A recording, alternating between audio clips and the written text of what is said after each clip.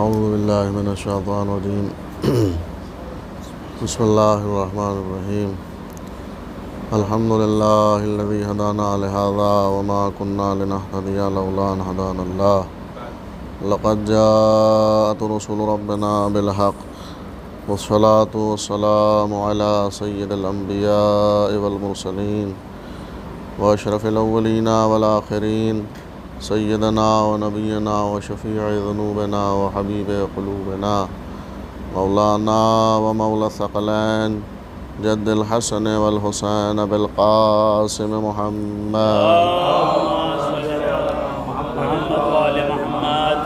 وعطرته الطیبین الطاہرین المعصومین المظلومین الغر المیامین الذين أذهب الله عنهم الرجس وطهرهم تطهيرا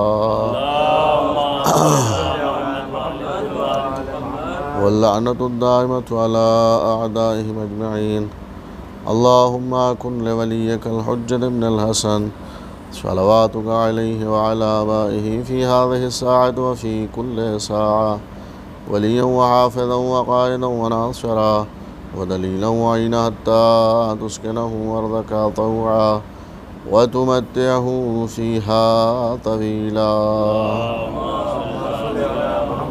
رب اشرح لي صدري ويسر لي أمري واحلل عقدة من لساني يفقهوا قولي رب زدني علما وفهما والحقني بالصالحين آمين يا رب العالمين. أما بعد فقد قال رسول الله صلى الله عليه وآله وسلم یا علی ما عرفک الا اللہ وانا صلوات پڑھ دے بر محمد.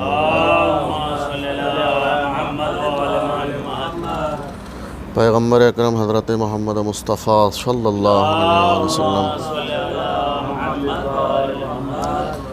ارشاد گرامی مولا کائنات حضرت علی علیہ السلام اس سلسلے میں پیغمبر کی مشہور حدیث کہ یا علی ما عرفک الا اللہ وانا، علی تمہیں کسی نے نہیں پہچانا سوائے اللہ اور اس کے رسول کے. حقیقت بات یہی ہے کہ جو پیغمبر نے ارشاد فرمایا تھا وہ بالکل صحیح اور سالم ہے. کیوں؟ اور یہ بھی بات ہے کہ پیغمبر جو کہیں وہ اپنی جانب سے تو اول بات کہتے ہی نہیں ہے. جو کچھ بھی کہہ رہے ہیں اللہ کہلوا رہا ہے. گویا رسول اللہ جو ہے اللہ کی طرف سے آیات قرآنی کے ذیل میں کہا جائے کہ خدا کا رسول اللہ کی جانب سے مولا کائنات حضرت علی علیہ السلام کی فضیلت کو آشکار کر رہے ہیں. روایت کہتی ہے پیغمبر نے جب یہ ارشاد فرمایا کہ یا علی تمہیں کسی نے نہیں پہچانا سوائے اللہ اور اس کے رسول کے. حقیقت بات یہ جملے ان جملوں سے بالکل واضح ہوتے ہیں کہ جب مولا کائنات نے منبر کوفہ سے کہا تھا سلونی سلونی قبلا تفقدونی انی عالم و غیبت و رفع السماوات من الارض، میں تمہارے درمیان میں سے جانے والا ہوں، پوچھ لو مجھ سے جو پوچھنا ہو، میں زمین سے زیادہ آسمانوں کے راستے جانتا ہوں. مولا کائنات کا یہ جملہ کہنا، یہ ارشاد فرمانا، اور اس کے بعد جو لوگوں نے سوالات کرنا شروع کیے ان کے سوالات سے یہ بات ثابت ہو رہی ہے کہ جو رسول نے فرمایا تھا کہ تمہیں کسی نے نہیں پہچانا یا خدا یا رسول کے، ان کے سوالات سے بات ثابت ہو گئی. سوالات کیا ہے؟ سر کے بال کتنے ہیں، کون سے بچے دیتے ہیں جانور، کون سے انڈے دیتے ہیں، ہے نا. یہ سوالات خود بتا رہے ہیں کہ علی کو نہیں پہچانا. اگر علی کو پہچانا ہوتا امت محمدیہ نے تو اس طرح کے سوالات قطعی طور پر نہ ہوتے. ایک صلوات پڑھ لے پر محمد.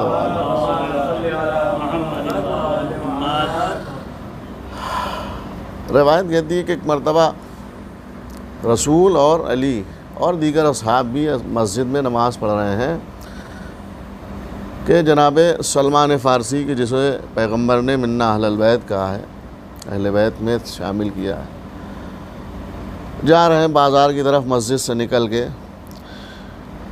کچھ لوگ ملے، پوچھا بازار میں سلمان سے سلام کلام کے بعد کہ یا سلمان اس وقت مسجد میں کون افراد ہیں، کون کون ہیں. ہوتا نہیں کہ جب انسان مسجد سے آ رہا ہو اور ایک ایسا شخص کہ جو واقعی مسجد ہی میں زیادہ وقت گزارتا ہو یا جس کا وقت زیادہ تر دینی کاموں میں گزرتا ہو، وہ اگر کہیں مل جائے تو پوچھتے بھئی کہاں سے آ رہے ہو؟ ایسے ہی جناب سلمان فارسی سے ان لوگوں نے بازار میں پوچھا کہ بھئی کہاں سے آ رہے ہو؟ تو کہا مسجد سے آ رہے ہیں۔ پوچھا مسجد میں کون کون اس وقت ہے؟ تو جناب سلمان نے روایت کہتی ہے، فرمایا کہ ایک اللہ کا رسول ہے، دوسرا وہ شخص ہے کہ جسے کما حقہ سلمان نہیں جانتا۔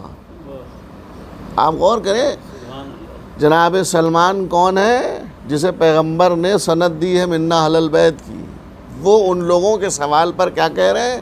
ایک اللہ کا نبی ہے، ایک نبوت کا چاند ہے، اور دوسرا وہ کہ جسے کما حقہ میں نہیں پہچانتا۔ جب کما حقہ سلمان نہیں پہچانتے تو مسلمان کیا پہچانیں گے؟ ایک صلوات پڑھ لے بر محمد۔ جب جناب سلمان کو کما حقہ علی کی معرفت نہیں ہے تو مسلمان کو علی کی معرفت کہاں ہو سکتی؟ اب جملہ یہاں پر آ رہا ہے تو کہہ دیں کہ جب علی کی معرفت نہیں ہوتی جو رسول کا غلام ہے، جب علی کو دنیا نے نہیں پہچانا، جب علی کو مسلمانوں نے نہیں پہچانا تو اس کے آقا کو کیسے پہچانیں گے؟ نہیں پہچانتے تھے تبھی کہا یہ ہم جیسے ہیں۔ ایک صلوات پڑھ لے بر محمد۔ نہ رسول کو امت نے پہچانا، نہ علی کو پہچانا۔ جب علی کی معرفت نہیں تو رسول کی معرفت تو بہت بالا ہے، بہت اعلیٰ ہے۔ تو ان لوگوں نے جب یہ سلمان سنا کہ ایک وہ شخص کے جسے کما حقہ میں نہیں پہچانتا، تو انہوں نے یہ سوچا ان لوگوں نے کہ شاید کوئی عرب کا کوئی شخص ہوگا، کسی شہر وہر کا آیا ہوگا جسے سلمان نہیں جانتے ہوں گے۔ یہ سوچ کر یہ لوگ مسجد میں آئے۔ آنے کے بعد دیکھا ایک طرف تو قمر امامت ہے، دوسری طرف نبوت کا چاند ہے ایک طرف، اور دوسری طرف آفتاب امامت ہے۔ یہ دونوں محو عبادت الہی ہیں۔ ان لوگوں کو دیکھ کر حیرت ہوئی کہ سلمان کہہ رہے تھے کہ اللہ کا رسول، دوسرا وہ کہ جسے میں نہیں جانتا۔ کیا سلمان علی کو نہیں پہچانتے؟ ہر روز اپنی ریش مبارک سے در سیدہ پر در علی پر جاروب کشی کیا کرتے ہیں، اور سلمان کہہ رہے ہیں علی کو نہیں پہچانتے۔ جب ان لوگوں نے جملے سنے اور یہ علی کو آ کر مسجد میں دیکھا تو حیرت میں پڑ گئے کہ آج سلمان نے کس بیانی سے کام لے لیا، آج معاذ اللہ سلمان نے جھوٹ بول دیا۔ رسول اللہ جیسی نماز پڑھ کر فارغ ہوئے، لوگ ہاتھوں کو جوڑ کر آئے، یا رسول اللہ آپ نے سلمان کو اپنے سر چڑھا رکھا، اور دیکھیے انہوں نے آپ تو ان کو منا اہل البیت کی سند دیے ہوئے ہیں، اور وہ کس بیانی سے کام لے رہے ہیں؟ کیا مطلب؟ کہا ہمیں بازار میں سلمان ملے تھے اور ہم نے ان سے پوچھا کہ اس وقت مسجد میں کون کون ہے، تو انہوں نے کہا کہ ایک اللہ کا رسول جسے، دوسرا وہ جسے کما حقہ سلمان نہیں پہچانتا۔ تو یا رسول اللہ یہ بتائیے کہ علی کو سلمان علی کو نہیں پہچانتے؟ ان کے بچوں کو روز گودیوں میں اٹھا کر پھرا کرتے ہیں، ان کے دروازے اور اپنی داڑھی سے جھاڑو دیا کرتے ہیں کہ علی کو پہچانتے نہیں سلمان؟ رسول اللہ مسکرائے، رسول دلوں کی بات جانتا ہے، وہ کیوں نہیں جانے گا کہ یہ کیا کہہ رہے ہیں، ان کا مقصد کیا ہے؟ رسول اللہ نے کہا کہ پریشان نہ ہو، سلمان کو بلایا جائے۔ جناب سلمان کو بلایا گیا، جناب سلمان ہاتھوں کو جوڑ کر آئے۔ جی یا رسول اللہ حکم کیجئے۔ کہا سلمان کہ یہ لوگ کہتے ہیں کہ تم علی کو نہیں پہچانتے، تم انہیں بازار میں ملے تھے، تم انہوں نے سوال کیا، تم نے ان کو جواب دیا کہ میں کما حقہ علی کو نہیں پہچانتا۔ تو جناب سلمان فارسی نے کہا کہ یا رسول اللہ یہ میری بات پر اعتراض نہیں کر رہے ہیں، حقیقت میں یہ آپ کی بات پر اعتراض کر رہے ہیں۔ کیا مطلب؟ کا مقصد یہ ہے کہ آپ ہی نے تو خطبہ جمعہ میں گزشتہ کہا تھا کہ یا علی کا معرفک الا اللہ وانا، اے علی تمہیں یا تو خدا نے پہچانا یا اس کے رسول نے، تو نہ تو میں رسول ہوں نہ خدا ہوں، تو کیسے کہہ دیتا کہ علی موجود ہے؟ ایک صلوات پڑھ لے بر محمد۔ کیسے کہہ دیتا تھا کہ علی موجود ہے؟ علی ابن ابی طالب علیہ السلام کی فضیلتیں اس قدر ہیں کہ جس کے بارے میں، جس کا قرآن فضائل پڑھ رہا ہو، جس کے خدا نے فضائل پڑھے ہوں، اس کی کسی اور عام انسان میں اتنی جرأت اور اتنی ہمت اور اتنی سکت کہاں ہے کہ اس کے فضائل بیان کیا جا سکے۔ علی خیر البشر، پیغمبر کی حدیث ہے، علی سب سے اعلیٰ ہے، سب سے احسن ہے، سب سے افضل ہے، سب سے بہتر ہے۔ کس میں؟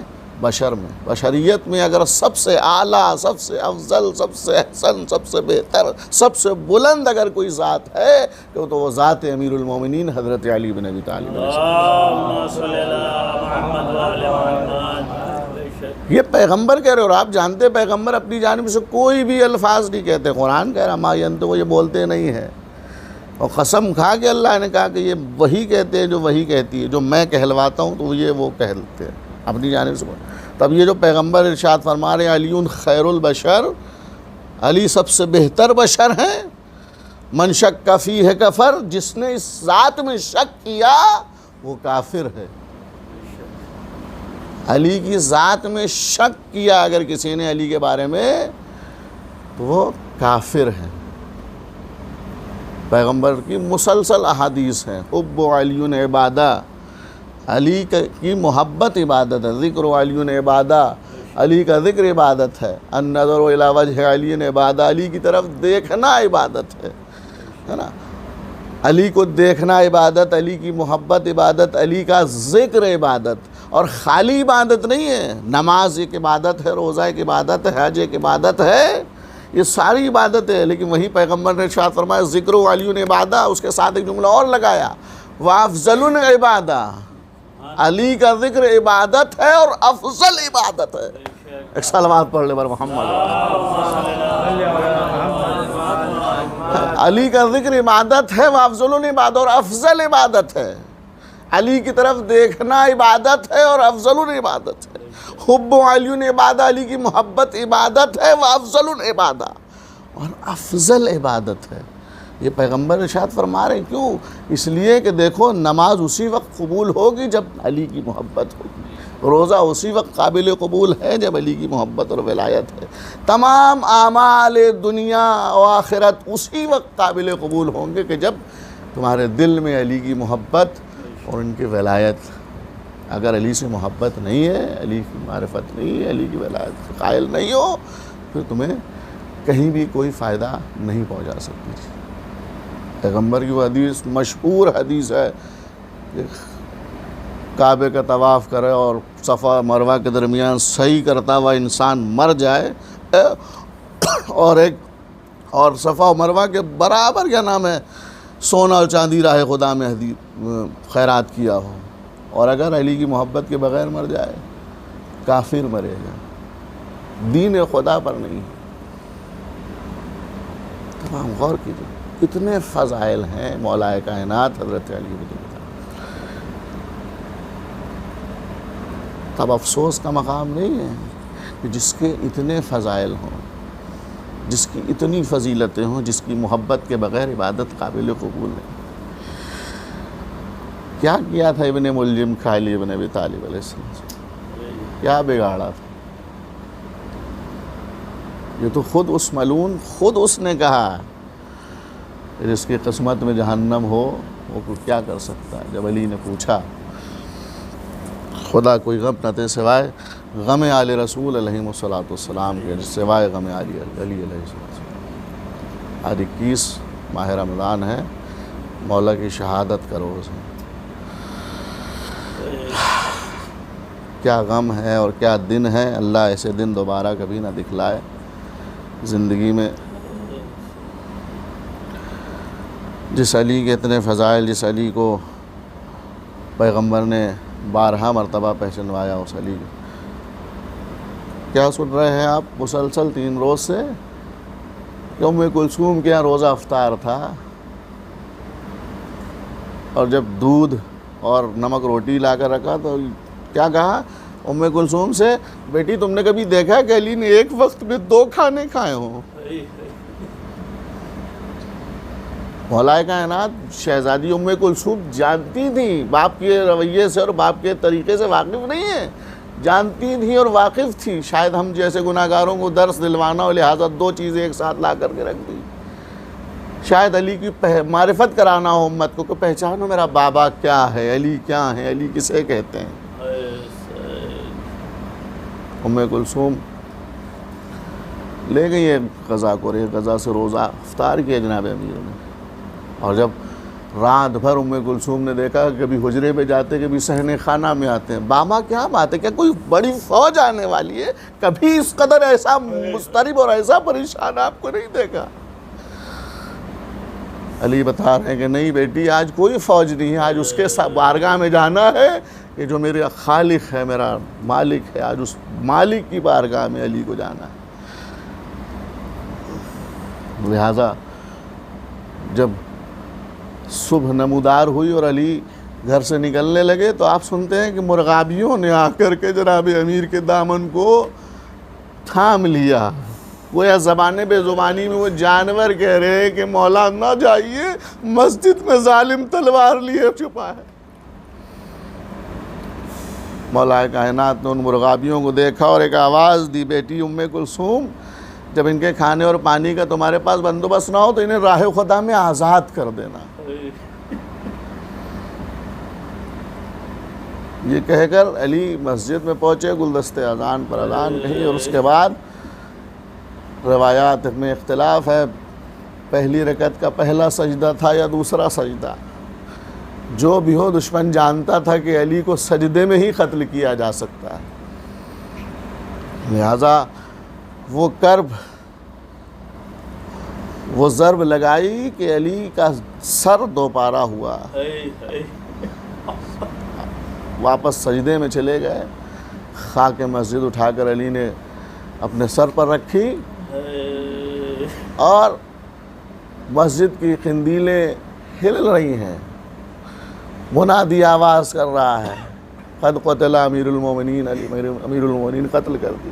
جبریل کی آواز, حسنین مسجد میں پہنچے, دیکھا بابا وہ اپنی مسجد کی خاک اٹھا کر سر. امام حسن مجتبیٰ نے بابا کے سر کو سنبھالا, بابا کو پیچھے کیا اور خود امامت کے فرائض کو انجام دیا. گویا مولا کائنات نے اپنی زندگی میں امام حسن کو پہچنوا دیا تھا کہ دیکھو میرے بعد اگر کوئی امام ہوگا تو وہ حسن مجتبیٰ ہوگا کہ جس کی قیادت میں علی جیسا امام نماز ادا کر رہا ہے. مولا کائنات نے نماز ادا کی اور اس کے بعد کے جملے آپ کے پیش نظر ہیں عزیزان گرامی. کہ گلی میں مبارک میں حسنین علی مرتضیٰ کو لے کر آ رہے ہیں, جو خیبر کا فاتح ہے, جو بدر کا فاتح ہے, جو حنین کا فاتح ہے, جو 82-83 جنگوں کا فاتح ہے. آج اس کا سر دوپارہ ہے اور غش پر غش آ رہے ہیں. حسنین لے کر آ رہے ہیں, چاہنے والے ساتھ ہیں. بیٹا ان سب کو ان سے کہہ دو کہ اپنے اپنے گھروں کو چلے جائیں. کیوں بابا, آئیں گے تیمارداری ہوگی. تو علی کا جملہ کہ بیٹا حسن, علی نہیں چاہتا کہ جب میرا سر میری زینب دیکھے, مجھے معلوم ہے میری بیٹی سے رہا نہ جائے گا, لہذا اس کی آواز بلند ہو جائے گی. علی کوئی غیرت گوارا نہیں کرتی کہ میرے دوست بھی علی کی بیٹی کی آواز سنے. یا علی, آج آپ کی غیرت گوارا نہیں کرتی کہ زینب کی آواز آپ کے دوست سنے.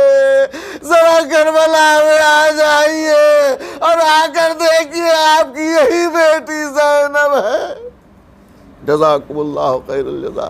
خدا کوئی غم نہ دے سوائے غم آل رسول علیہ السلام کے عزادارو.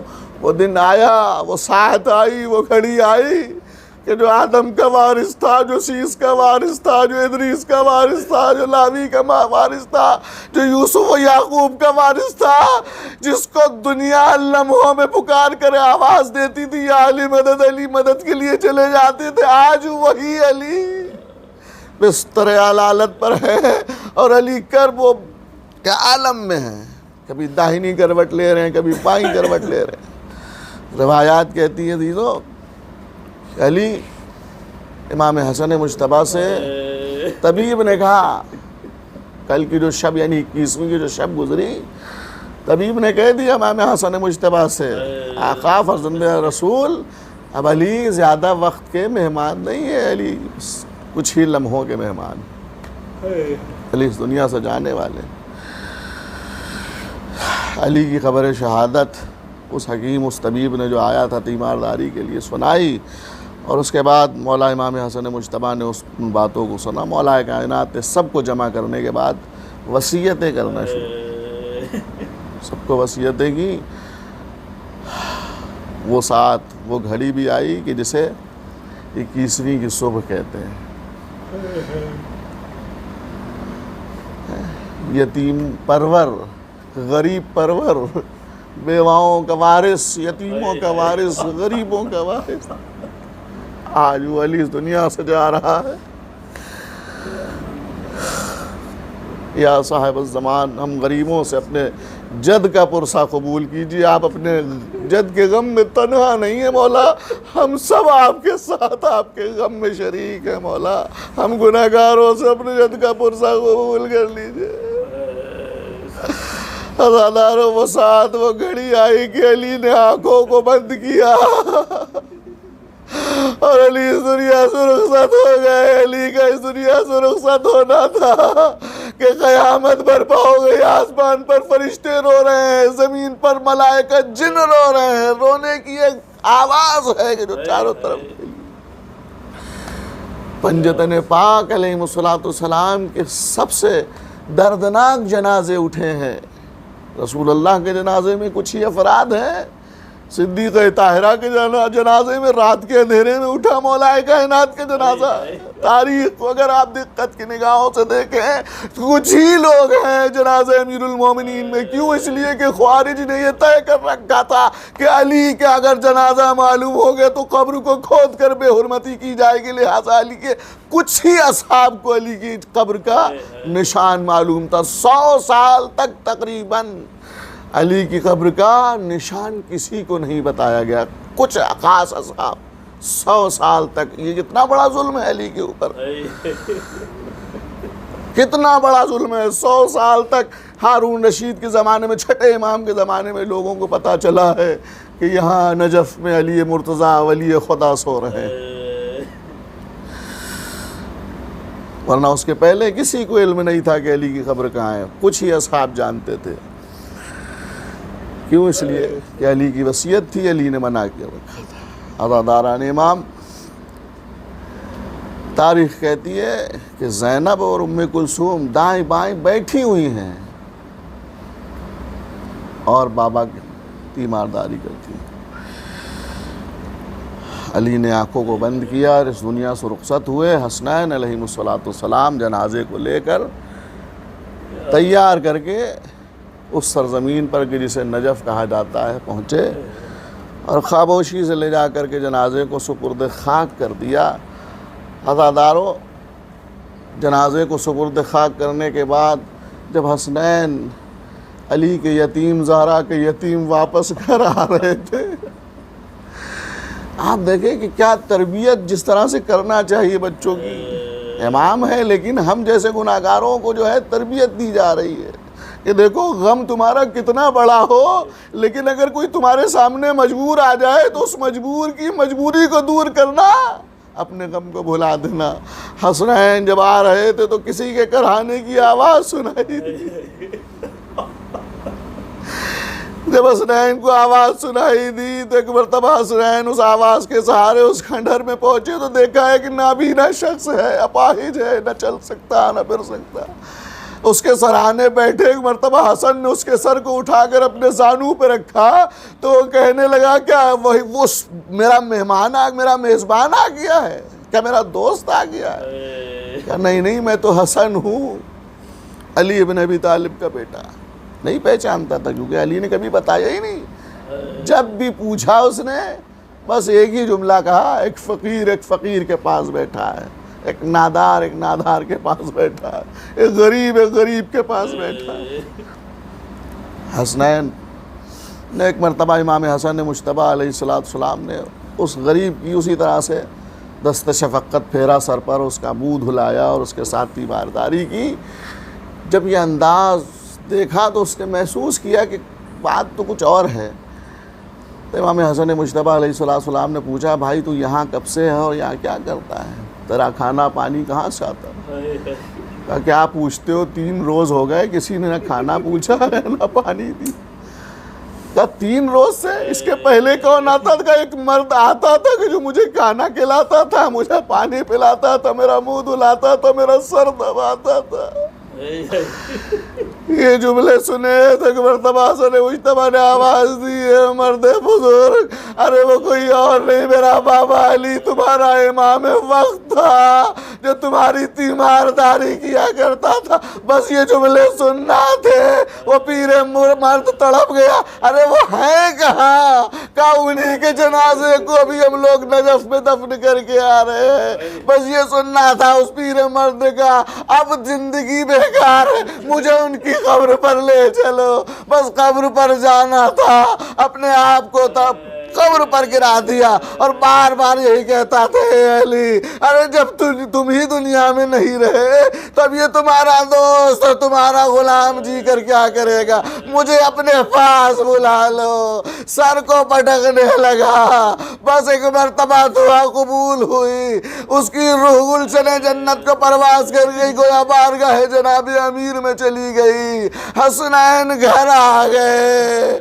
اے مولا کائنات یا علی، ارے کتنے خوش نصیب تھے آپ کہ آپ کے جنازے کو اٹھانے کے لیے حسن و حسین جیسے بیٹے موجود تھے۔ یا علی، آپ کا جنازہ کچھ ہی لوگوں میں صحیح احترام سے اٹھا، ارے لوگوں نے بچوں کو تعزیت بھی دی، لیکن آپ کا یہی غلام حسین کربلا کے میدان میں، جس کا جنازہ تو نہ اٹھا بلکہ ایک ملعون آواز دے رہا تھا، اے گھوڑے سوارو، ابھی گھوڑے سے نہ اترنا، ابھی لاش حسین پامال کیا جائے گا۔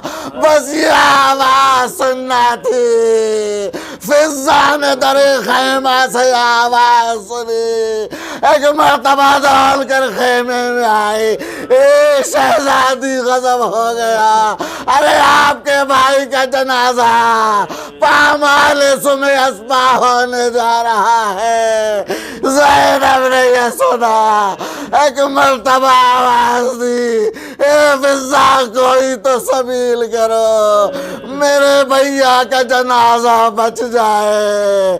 زینب کے کہنے پر فضا اٹھی، سکینہ کا ہاتھ تھاما، کربلا کے بن میں نکلی، اے ابو الحارث کہاں ہے؟ ارے تیرے آقا کا جنازہ پامال ہوتا ہے۔ بس فضا کے کہنے پر وہ دوڑتا ہوا شیر جو بچپن میں حسین کو ملا تھا، وہ حسین کا دوست آیا، لاش حسین کا تحفظ کیا، لیکن جانور تھے کربلا میں جو حسین کے مقابل میں آئے تھے۔ اس جانور نے یہ سمجھا کہ اب لاشا محفوظ ہو گیا، وہ واپس جنگل میں چلا گیا۔ بس اس کا جانا تھا، قیامت برپا ہو گئی۔ ادھر کے گھوڑے ادھر ہوئے، ادھر کے گھوڑے ادھر، جس میں ناظرین حسین گھوڑوں کی ٹاپوں سے پامال ہوتا رہا۔ اللہ لعنت اللہ علی القوم الظالمین، وسیعلم الذین ظلموا ای منقلب ینقلبون۔ بار اللہ ہمارے اس مختصر سے عبادت کو قبولیت کے درجات پر فائز فرما، جو بیمار ان سب کو شفا بخشنا، جو بے روزگار ہیں انہیں روزی عطا فرما۔ خدایا ہمیں نہیں معلوم کہ یہ کرونا وائرس جیسی منحوس بیماری دنیا میں کس نے پھیلائی اور کہاں سے آئی ہے۔